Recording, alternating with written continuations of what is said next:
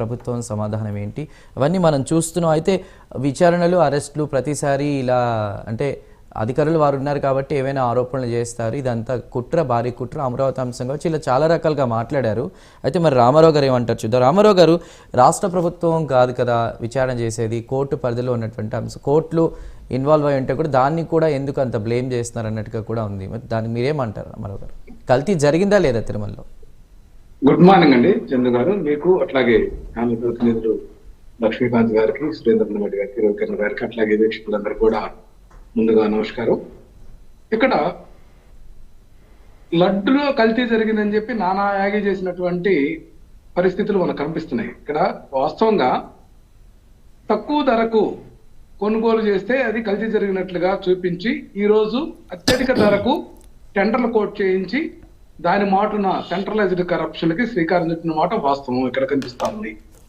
అంటే మా నాయకుడు జగన్మోహన్ రెడ్డి గారు విద్యుత్ కొనుగోలు కూడా చేశారు. నేను పదే పదే చెప్తున్నా, ₹2.49 చేస్తే వీళ్ళు ₹4.50 చేసి, అంటే నాణ్యమైనటువంటి విద్యుత్ కోసం వీళ్ళు కొనుగోలు చేస్తున్నట్లుగా సృష్టించుకుంటారా?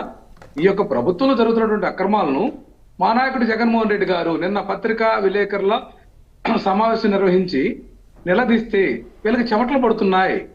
అందులో ఉన్నటువంటి కోడిగుడ్డు మీద ఏకలు వేరినట్లు ఆయన $900 బదులు $9 ఒకవేళ పొరపాటులో చదివితే దాన్ని పట్టుకొని అలాటం కాదు. ఆయన ఇంకా చాలా మాట్లాడారు. సూపర్ 6 గురించి నిలదీస్తే సమాధానం ఏందండి? సూపర్ 6 అంశంలో ఎక్కడా వీళ్ళు నిబద్ధత లేదు. ప్రతి సంవత్సరానికి మూడు సిలిండర్లు, గ్యాస్ సిలిండర్లు అందిస్తామని చెప్పి ఒక సంవత్సరము అరకొరగా చేసి ఈ రోజు దాన్ని చప్పుడే లేనటువంటి పరిస్థితి. నిరుద్యోగులను నిట్ట నిలువున మోసం చేశారని మా నాయకుడు నిలదీసిన దాంట్లో వాస్తవం ఉందా లేదా? ప్రతి నెల ₹3,000 నిరుద్యోగ భృతి ఇస్తామని చెప్పి ఇప్పుడు 2 సంవత్సరాలైనా కూడా ₹72,000 ఎగ్గొట్టారనేటువంటి అంశం ఇది నిజమే కదా. అట్లాగే మా యొక్క పథకం రైతు భరోసాని పేరు మార్చి అన్నదాత సుఖీభావ్ అని చెప్పేసి దానికి ఏమాత్రం నిధులు కేటాయించారు, ఏమిస్తున్నారండి? అట్లాగే మహిళలకు కూడా ఆడబిడ్డ నిధులని పేరు పెట్టి ఖచ్చితంగా అంటే అలాంటి అంశాల మీద రామారావు గారు అలాంటి అంశాల మీద మాట్లాడి అమరావతిలో వైఎస్ఆర్సీపీ పాత్ర ఏంటి, సపోర్ట్ చేసినా లేదంటే పర్వాలేదు, కానీ దర్యాప్తు చేస్తున్న అధికారుల మీద నిందలు వేయడం ఎంతవరకు కరెక్ట్ అంటారు? ఇక్కడ ఒక అంశం అండి, నిజమే కదండి. ఇక్కడ స్కిల్ డెవలప్మెంట్ కేసు అనేది సెంట్రల్ గవర్నమెంట్ అనేది కూడా గుర్తించి తన రిపోర్ట్ ద్వారా తీసుకొచ్చినటువంటి కేసు. స్కిల్ డెవలప్మెంట్ కేసులో అరెస్ట్ అయినటువంటి చంద్రబాబు నాయుడు గారు తన ఆరోగ్య స్థితి బాగోలేదని చెప్పి బెయిల్ మీద బయటకు వచ్చిన తర్వాత ఆ కేసు దర్యాప్తు అధికారులు బెదిరించిన మాట వాస్తవం కదండి. ఆ కేసులన్నీ మాఫీ చేసుకుంటున్నాడు కదా. అసలు అంతెందుకండి, 1997 నుంచి కూడా ఈ యొక్క చంద్రబాబు నాయుడు గారి మీద కేసులు జాబితా చూస్తే బోల్డ్ అని ఉన్నాయండి. ఎందుకంటే ఒక నిమిషం, అలా కాదు రామారావు గారు, ఇక్కడ ఇంకొక మెయిన్ క్వశ్చన్ కూడా ఆయన చేశారు. దొంగను పట్టుకున్న పోలీస్ మరణానికి చంద్రబాబు వ్యవహరించేలా చేశారని ఈ మాట వాడారు. ఆధారాలు లేకుండా అలా ఎలా మాట్లాడచ్చు? ఏమన్నా తెలుస్తుంది కదండి. ఇప్పుడు స్కిల్ డెవలప్మెంట్ కేసు కానీ ఏపీ ఫైబర్ నెట్ కూడా చూసాం కదండి. జీవీ రెడ్డి ఎందుకు రాజీనామా చేసి పొగబెట్టి తరిమారండి? ఏపీ ఫైబర్ నెట్ లో కొంపూరు సతీష్ కానీ, తుమ్మల గోపిచంద్ కానీ, ఆ యొక్క కిలార్ రాజేష్ అనే టీము మొత్తం కూడా సెటప్ బాక్స్ లో నాసిరకం బిగించి దాదాపు 6,000 కోట్ల స్కామ్ అనేది బయటకు వస్తుంది. జరగలేదని కోర్టు చెప్పింది కదా మొన్న. ఫైబర్ నెట్ లో స్కామ్ ఎలాంటిది లేదని చెప్పే కదా మొన్న కోర్టుది మనకు చూసాం కదండి.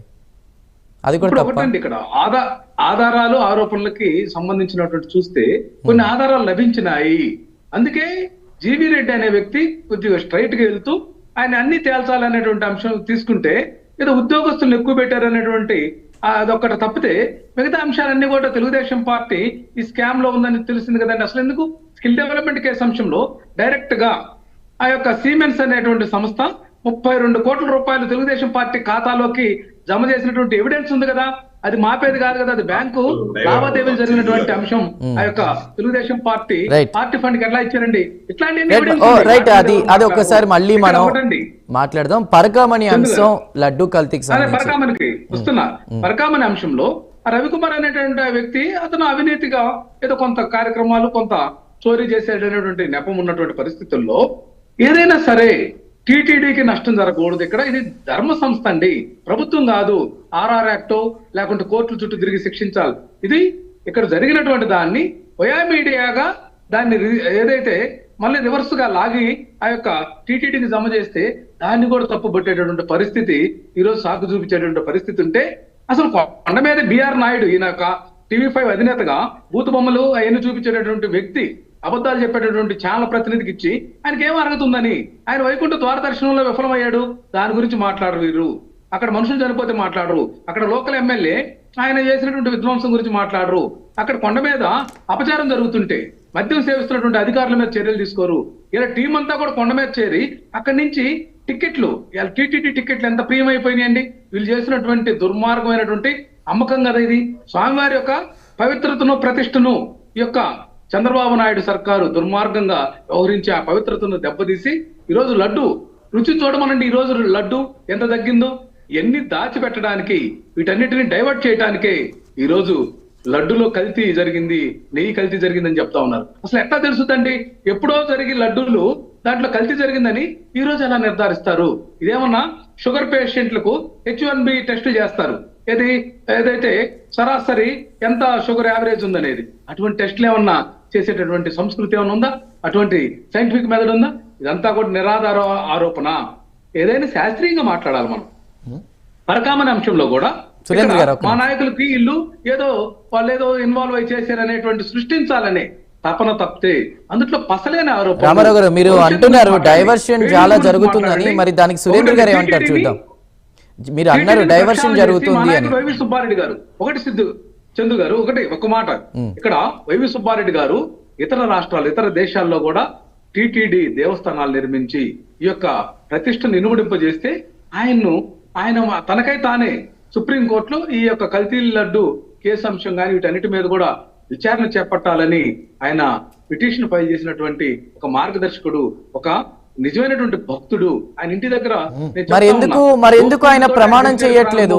కల్తీ జరగలేదు నిజమే, ఆయన వచ్చి ప్రమాణం చేయమంటున్నారు కదా, ఏ కల్తీ జరగలేదని వెంకటేశ్వర స్వామి సాక్షిగా అక్కడ ప్రమాణం చేయమంటే ఎందుకు ఆయన భయపడుతున్నారు? ఏంటండి, ఒకటి సార్ చందు గారు, నేను ఒకటే అడుగుతున్నా, లోకేష్ చంద్రబాబు వచ్చి తిరుమలలో ప్రమాణం చేయమనండి, మేమేమి అవినీతి అక్రమాలకు పాల్పట్టలేదని చేయమని చేస్తారా? సురేంద్ర గారు ఏమంటారు? ఒక్క నిమిషం, 20 లక్షల కోట్లకి ఒక్క నిమిషం రామారావు గారు ఒక్క నిమిషం. మీరు ఒక ప్రశ్న వేసినప్పుడు అవినీతి అక్రమాలు చేయకుండా రాష్ట్రంలో రైట్, ఓకే, ఒక్క నిమిషం సురేంద్ర గారు.